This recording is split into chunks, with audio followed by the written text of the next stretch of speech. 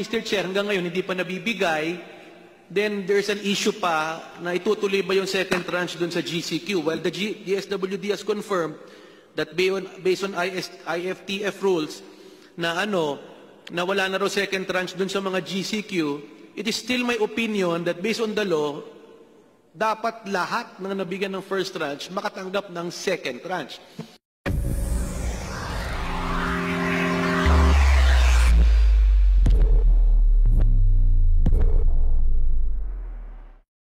Magandang araw mga kahalaga. Sa videong ito, panuorin natin ang latest news update ng ating bansa. Pero bago ang lahat, ay siguraduhin nakapag-subscribe ka na at kung hindi pa, just click like icon, subscription button at bell icon para ma-notify ka sa susunod nating video. At huwag mo din kalimutan na i-follow ang FB page natin.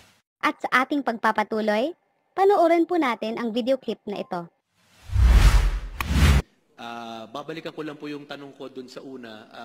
Based on the last hearing, Mr. Chair, dun sa Bayanihan Law po, sabi 18 million po ang house families na magbe-benefit. Based on the last hearing, 17.6 million pa lang. Gusto ko lang pong malaman, after 2 weeks na nag-hearing tayo, ano na ba ang latest dun sa first tranche? Then, ang second katanungan ko, Mr. Chair, ano na ba ang nabigyan sa second tranche? DSWD. Mr. Chair, Your Honor, maraming pong salamat.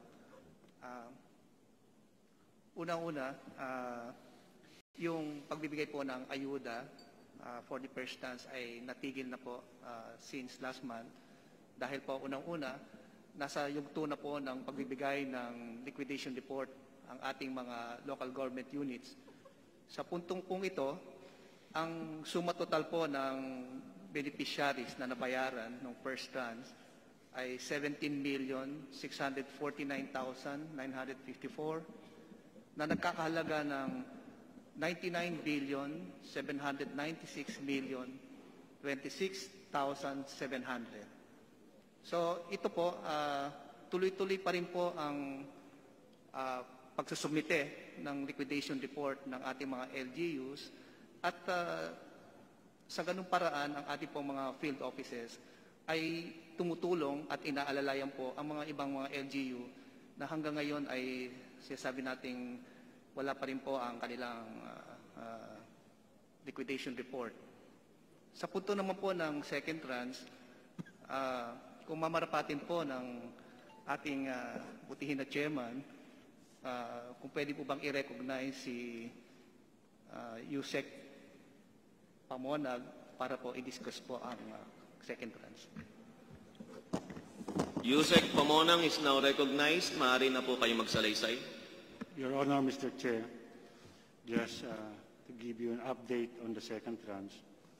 As of today, there are 1.3 million beneficiaries who receive already their emergency subsidy program.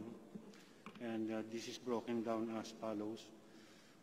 Around 1.3 were given to the Pantawid Pamilya Filipino program, those who are holding cash cards, and some 45,000 were given to the waitlisted, while I would like also to highlight that we have already started the digital payment, and as of this date we have... Yusek Pamonang, pwede po bang mag-request na pakibaba po ng konti yung, kasi hindi po namin masyadong maintindihan. Opo. Salamat po. So I can repeat what I had said earlier. Opo. So as an update for the second tranche, overall we have provided 1.383 million for beneficiaries, for all beneficiaries, and this is broken down as follows. 1.337 for the 4-piece beneficiaries, those who are holding cash cards. Another 45,642 for the waitlisted. And for digital payment, we have paid 17,000 for areas in Makati, Quezon City, and Caloocan. Likewise, the StarPay had credited some 20,000 to the possible recipient of the emergency subsidy, which they could claim anytime today. So that's the update for the second tranche. Mr. Chair, ilan ba ang target nila sa second tranche? How many families is the DSWD targeting to distribute for second tranche, Mr. Chair? DSWD, please answer. Yes, for the Go ahead, Secretary. Mr. Chair, Your Honor, para po sa ating second tranche, ang magiging benepisyaryo po ng second tranche ay ito po yung mga 12 million families. Sila po ay yung mga nakatira sa mga ECQ areas based sa lugar na binanggit ng EO 112 at ng memorandum ni Executive Secretary. At the same time, yung 5 million families na waitlisted. So, ang suma total po nito ay aabot po ng, kung pagsasamahin po ang first tranche at saka second tranche, aabot po ito lahat ng 211.6 billion. Mr. Chair, Your Honor. Mr. Chair, just to put on record that as per the answer of the resource person, they are targeting to give 12 million families for the second tranche. However, as of today, Mr. Chair, 1.3 million lang po ang nabigyan. So, habang hirap na hirap po ating kababayan, nagugutom, a little over 10% lang po ang nabibigyan. Ang tanong ko lang, yung balanse po na 10.7 million, kailan pa po nyo, ano ba ang target nyo po na mabigyan sila? Kasi po, nag-aantay po sila. Mr. Secretary, kasabay po ng pagsagot niyo po doon sa tanong ni Deputy Speaker Villapuerte,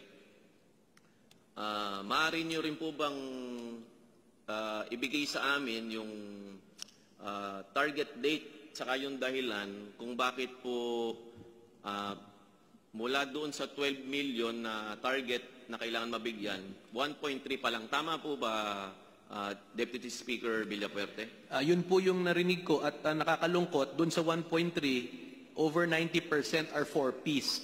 Meaning, alam na nila kung sino yon, saan, kaya nabigyan. Kasi But ang po, point ko po is, Mr. Chair, paano po yung 10.7 na nag-aantay? Million. Secretary, please. Mr. Chair, Your Honor, may I request Yusek Pamonang to be recognized to expound the... Sige po, Yusek. Your Honor, Mr. Chair, as long as the names of beneficiaries is completed, we could complete the distribution of emergency subsidy for even just for a period of a week. Ang nakikita po namin ngayon, the list of beneficiaries are still at the ground level. So we are just awaiting for the final submissions. But with the use of digital payment, so madali na po ito. Mr. Chair, babalikan ko lang, ang sabi po ay kaya nilang i-distribute in 1 week yung balanse kung may pangalan. Ang tanong ko lang po, ano po ang basihan nila dun sa 12 million? Di ba dapat may pangalan na po yun? Kasi what is the basis, Mr. Chair, of the 12 million? It did not come from the air. There should be a basis from the first tranche, di ba po? Because ang usapan, di ba, NCR and 4A and 3 are the targeted beneficiaries for the second tranche. So technically, may pangalan na po yun, Mr. Chair. We need clarification, Mr. Chair. Yusek Pamonag, yung po kasing dahilan na naghihintay po kayo ng pangalan ay sa palagay po ng committee ito ay parang palusot. Kasi mandato po ng DSWD talaga na ipamigay yung social amelioration pero hanggang ngayon naghihintay pa rin po kayo ng pangalan. Ngayon po, sabi ko nga, hindi naman kami nandito para po pagalitan kayo. Naghahanap po tayo ng mas maayos na sistema kung paano nyo makukuhang mas mabilis yung pangalan. Meron ka po ba, Yusek Pamonag, na naisip na paraan para mas mabilis na makuha ang pangalan at yung pangalan na inyong makukuha ay yung talagang mga nangangailangan at hindi pa nakakakuha ng social amelioration? Yusek Pamonag. Your Honor, Mr. Chair, precisely we are reminding our those on the ground to facilitate or hasten the submission of names. We are in the process now of what we call the duplications. Ito po yung sinusuri yung mga pangalan na walang magka-doble-doble so that we could avoid yung mga duplicates na name, and including yung mga beneficiaries who have received also emergency subsidy or SAP from other agencies. So yun po ang aming proseso. Once the names are submitted and deduplicated, then we could proceed on with the digital payment. Chairman, Mr. Chairman.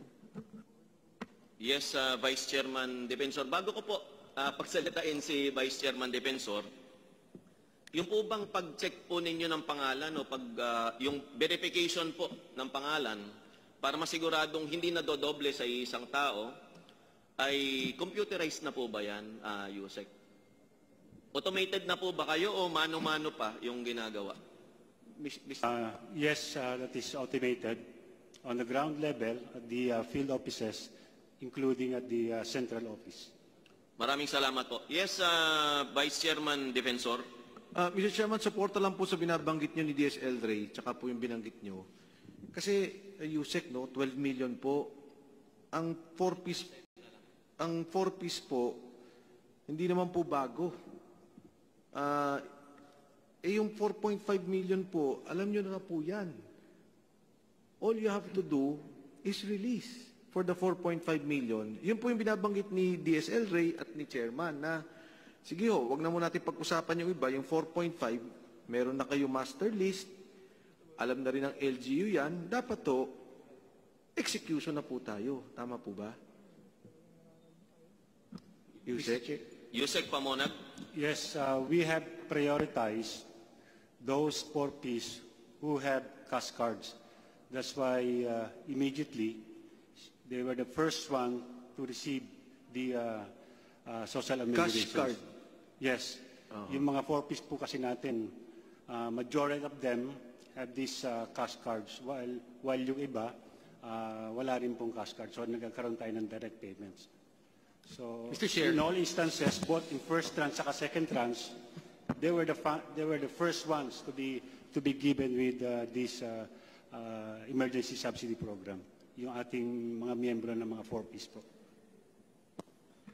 Yes, Deputy Speaker Villapuerte. Medyo nating personal, nakakalungkot lang kasi po na second tranche na tayo and ang rason po ay walang pangalan. At ang 4Ps naman, as mentioned by Chairman Mike, may pangalan na po at may cash card.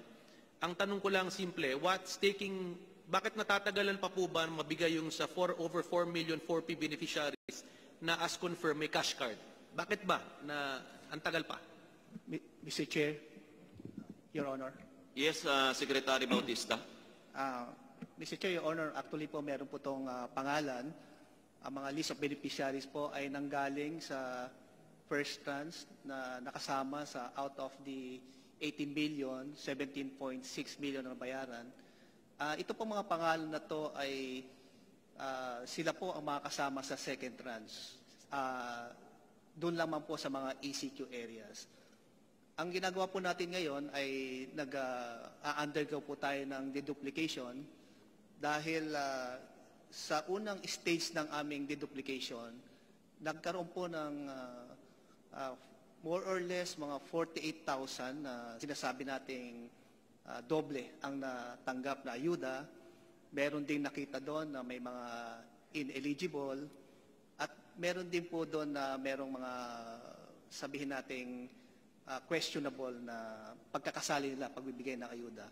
So ang naging proseso po natin ngayon ay bukod sa pag-deduplicate doon sa mga ground, sa field office, papasok na rin po dito yung pag-duplicate sa ibang ahensya ng gobyerno na nagbigay din po ng ayuda katulad ng DOLE, DTI, DA at ng SSS.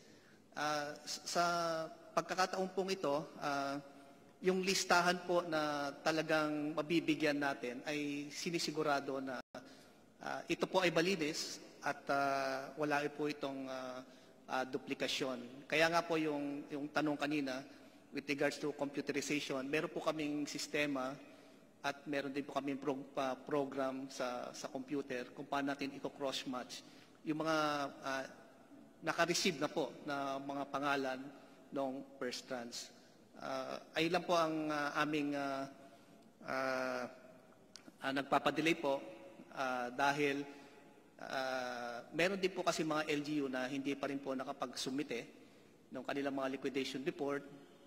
At the same time, yung pag-upload po ng mga SAC form.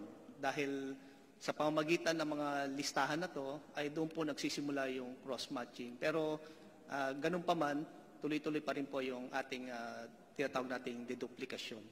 Mr. Chair, Your Honor. while we appreciate the efforts of the DSWD to ensure public funds are spent wisely and walang duplication, ang nangyayari lang po kasi sa sobrang pag-iingat, nadidelay naman ang 10 points release ng 10.7 million. So ang point ko, why will the 10.7 million or more suffer kung meron nagkaroon ng 48,000 na duplication na nakalagay naman sa DSWD guideline na kung magduduplication, dapat ibalik yan o abonuhan ng LGU. Di ba po? Nakalagay po yan sa guideline, Mr. Chair. Maybe DSWD can confirm that if the LGU nagkaroon ng duplication, either they return it or abonuhan nila. Na pwede naman, Mr. Chair. Maybe DSWD can confirm that. DSWD? Mr. Chair, Honor, may I request that ASIC Glenda to be recognized, Mr. Chair? ASIC Glenda, you're now recognized. Before the reply, Mr. Chair, Yes, Vice Chairman Defensor. may we subpoena, Mr. Chair, the list of beneficiaries during the first tranche? I asked for a subpoena, Mr. Chair, just for legal purposes that DSWD may also be protected. So if we may subpoena the list of the first tranche, Mr. Chair, and that list be provided to the committee. Thank you, Mr. Chair. Mr. Chair, I would like also to Yes, add... Deputy Speaker Villapuerte. Mr. Chair, I would like to also to add na sana isabpina na natin po ang listahan ng 4Ps. We really have to, this body should really scrutinize the list dahil marami naman nag-graduate, maraming dapat palitan. And we will, kung yung issue privacy, we can sign a document ensuring privacy for these people. But in aid of legislation, for purposes of investigation, may we subpoena, move, that the list of 4Ps nationwide be submitted to this body, Mr. Chair. Bago ko po aprobahan ng mga pending motion, Secretary, pwede niyo po bang maibigay sa amin lahat ng hinihingi na dokumento? Nakikita ko po tumatango si Yusek Amy. Mr. Chair, Your Honor, we will comply, Mr. Chair, Your Honor. Maraming salamat po. Mr. Chair. Ipinahayag na po nila na magko-comply sila. Gusto niyo pa bang isabpina ko pa rin? Okay. Magre-release po kami ng subpoena pero nagsabi na po kayo sa amin na magko-comply kayo under oath at kami po ay pauna ng nagpapasalamat. The committee secretariat is directed to do so. Ganon din po napapansin ko na kulang po tayo ng mga invited guests ngayong araw na ito. Pwede po bang i-report ni Comsec kung sino-sino sa mga guests na inimbita natin ang hindi dumating ngayong araw na ito? Comsec? Yes, Mr. Chairman. We sent invitation to the regional directors of the DSWD, and we are participating in the Zoom video conference platform. We also invited from the local government unit, we invited the mayor of General Santos through email, and he acknowledged receipt of the invitation through the same email. But I noticed that he's not yet in the Zoom. We also invited the mayor of the city of Iriga, Camarines Sur, and we sent the invitation to 4 emails, but all emails were bounced, meaning either puno po yung emails niya o hindi tinanggap yung aming invitation.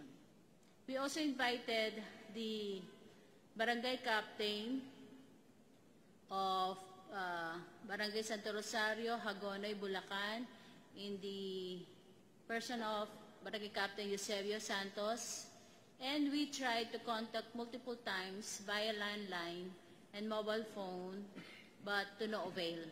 We also invited the kagawad of the same barangay mentioned by the chairperson during the last hearing, and also she refused to receive our call. Your Honors. Mr. Chair, Yes, Deputy Speaker Villapuerte. based on the report of the committee secretariat that the city of Iriga mayor was invited and she did not respond, public knowledge naman na inimbita dahil marami naman nakapanood ng last hearing, may I move that this committee issue a subpoena ad testificadum to the mayor of Iriga City. First, Attorney Santiago Ortega, the complainant, to the mayor, Barangay Captain Michael Alfilor of Barangay San Roque, Barangay Rodolfo Pongtan of Barangay Santa Elena, Iriga City, to shed light on the matter. Because, Mr. Chair, importante po na maraming anomalies reported already conducted by the mayor, and I'm sure DSWD will agree with me, na dapat itong mga LGU na to ay maparusahan if found that they really misappropriated the SAP funds, which marami na pong prueba, Mr. Chair. There is a pending motion on the floor. Second the motion, Mr. Chairman. Duly seconded at the committee secretary is directed to issue subpoenas to all invited guests who did not appear in this hearing. Mr. Chair, just to reiterate my question, yung tinanong ko sa DSWD, Mr. Chair, na to confirm na nakalagay naman po sa Memorandum of Agreement with LGUs that if ever there are duplications na dapat ibalik nila yung pera o abonohan nila, Mr. Chair. Just maybe the DSWD can answer that. Deputy Speaker Villapuerte, just to clarify, because there were also invitees of the chair during the last hearing. So I just would like to clarify that the motion is for all the invitees who were not here. Thank you, Mr. Chair. Deputy Speaker Villapuerte, maaari mo pong ipagpatuloy ang iyong pagtatanong sa DSWD. Ulitin ko lang po yung katanungan ko, Mr. Chair, na we ask the DSWD confirm that nakalagay naman po sa MOA, drafted by them and prior to the release of the SAP na pinirmahan na po niya ng LGU, na if ever there are duplications or if found that unqualified po yan, dapat ibalik yung pera or abonohan ng LGU. Yun lang po, confirm lang po nila na nakalagay sa MOA po yun, Memorandum of Agreement. DSWD? Mr. Chair, Your Honor, tama po si Deputy Speaker na nakalagay po sa MOA na kung meron pong mga listahan ng mga beneficiaries na sinasabi nating ineligible at ito po ay pinayagan ng mga LGU, ay kailangan po ay i-refund o kunin po yung pera kung naibayad na, at the same time meron din pong liability ang LGU kapag napatunayang sinadya ang pagsasama ng kanyang pangalan maski ang benepisaryo po ay ineligible. Mr. Chair, Your Honor. Thank you, Mr. Chair. At least na-confirm yan on record kasi nabasa ko po dito sa April 9 article ng Philippine Daily Inquirer, DSWD validating list of beneficiaries to prevent duplication, April 9. Pagdating ng June 19, na-confirm po nila 22,000 ang duplicates. Tapos as of today, as confirmed by the Honorable Secretary, 48,000 na. Gusto ko lang kusing i-point out na April na alam na may beneficiaries, July na ngayon, sana the fear of duplication should not prevent the DSWD from fast-tracking the distribution of the second tranche, Mr. Chair. Yun lang ang point ko po, dahil it should really not delay. Kawawa ang tao, marami namamatay sa gutom, maraming trabaho. So yun lang po ang pakiusap ko sa DSWD po, na while we are resolving the issue on duplication, it should not prevent the DSWD from fast-tracking the second tranche, Mr. Chair.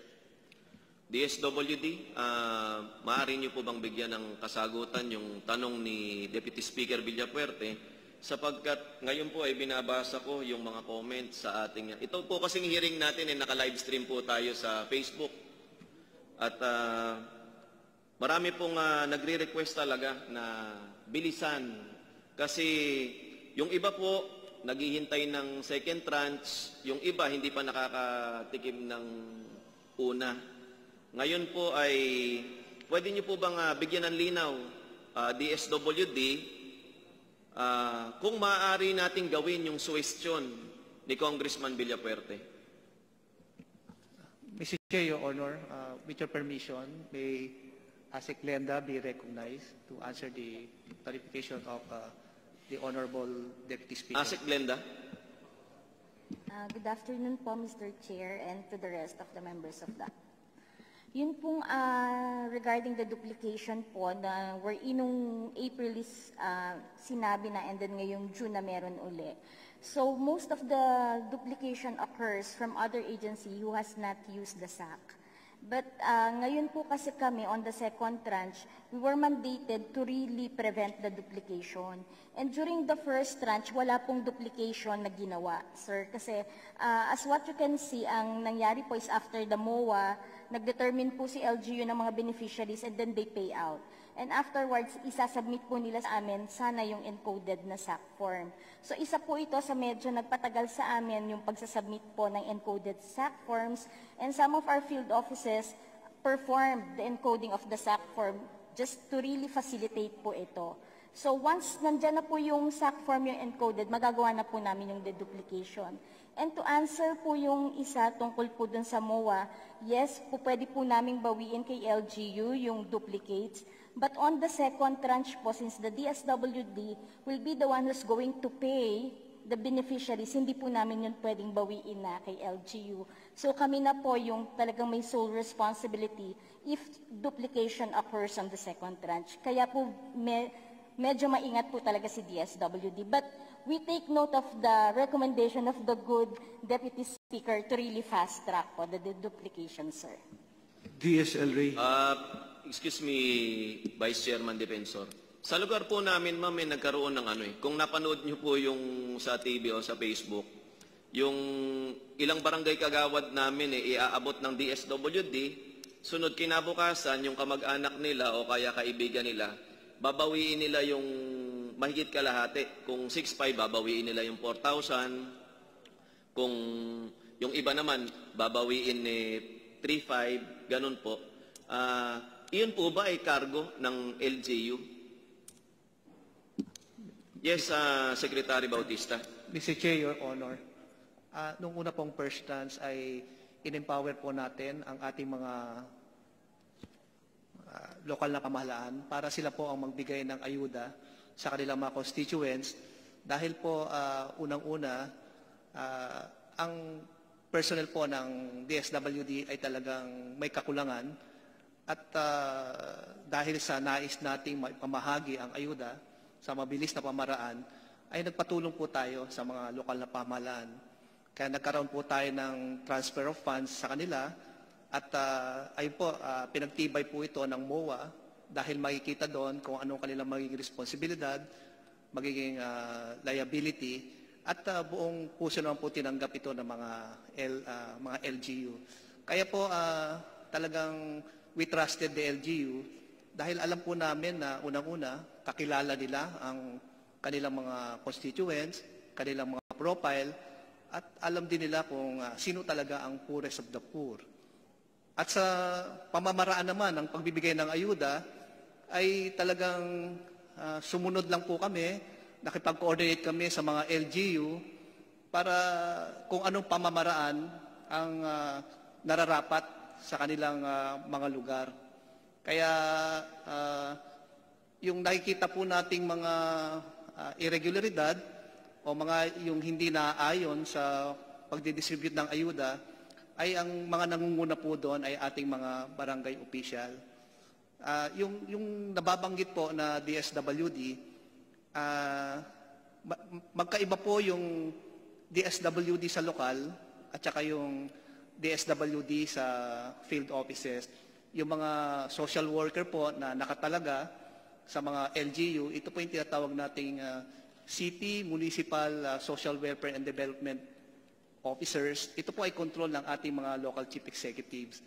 Kaya kung makikita po natin sa ground na kung sila yung nag-identify ng mga beneficiaries, sila po ang nagbibigay ng ayuda, ito po ay yung mga local social welfare and development offices. Kami po, ang ginagawa po namin ay nagbibigay po kami ng technical assistance at nagmo-monitor po din kami kasama ang police at PNP sa implementasyon ng pagbibigay ng ayuda sa mga iba't ibang lugar, Mr. Chair, Your Honor. Maraming salamat, Secretary Bautista. Bagamat hindi naman po lahat ng LGUs ay masama, sa amin po sa lalawigan ng Bulacan, halos sa isa o dalawang bayan lang naman yung naririnig ko na ang mga nagdi-distribute natin nangungutong pagkatapos. Karamihan naman po ay payapa naman at ganun din siguro sa marami sa ating mga rehiyon at lalawigan, Mr. Secretary. Kaya po, mainam po ay pagpatuloy na ni Deputy El Rey ang kanyang pagtatanong. At kayo po ba ay nalinawan, Deputy Villapuerte, sa sagot ni ASEC Glenda kanina tungkol sa kung pwede bang ibalik yung pondo? Deputy Speaker El Rey? No, Mr. Chair, just like to put in record, we, on Bayanihan 1, which I am a principal author, we gave them 275 billion. And malino po dun sa Bayanihan 1 to Heal as One Act that the beneficiaries will be 18 million and 2 tranches. And wala naman nakalagay GCQ, ECQ, MGCQ. Nakakalungkot lang talaga, reiterate ko lang na yung second tranche pa, Mr. Chair, hanggang ngayon hindi pa nabibigay, then there's an issue pa na itutuloy ba yung second tranche dun sa GCQ. Well, the DSWD has confirmed that based on IFTF rules na na wala na raw second tranche dun sa mga GCQ, it is still my opinion that based on the law, dapat lahat ng nabigyan ng first tranche makatanggap ng second tranche. That is my opinion based as an author. Ngayon, ang pinag-uusapan na lang po natin, Mr. Chair, 12 million na lang po dun sa second tranche, wala pang kalinawan kung kailan. Siguro ulitin ko, kailan ba mabibigay yung 12 million, Mr. Chair? Ang sabi nila, kailangan ng pangalan. Ang sunod na tanong ko, Mr. Chair, kailan ba ang deadline para makuha yung pangalan? DSWD, hindi lang po si Deputy Villapuerte ang nagtatanong niyan. Mukha pong daang libo sa ating mga kababayan mula Valenzuela, Talisay, hanggang May Kawayan ay nagtatanong kung kailan ba nila matatanggap ang second tranche. Maaari niyo po bang sagutin, Secretary? To share just before the answer, can this body and the public is listening now, billions of people, we need a definite date, Mr. Chair, kung kailan. We cannot accept an answer na walang name. We should have an answer kailan makuha ang pangalan at kailan mabibigay. Dahil sila na rin po nagsabi na kami na ang magbibigay, hindi na LGU. Yun lang, kailangan natin malaman po yun. They can answer when because they are directly responsible. Hindi na involved ang LGU, Mr. Chair.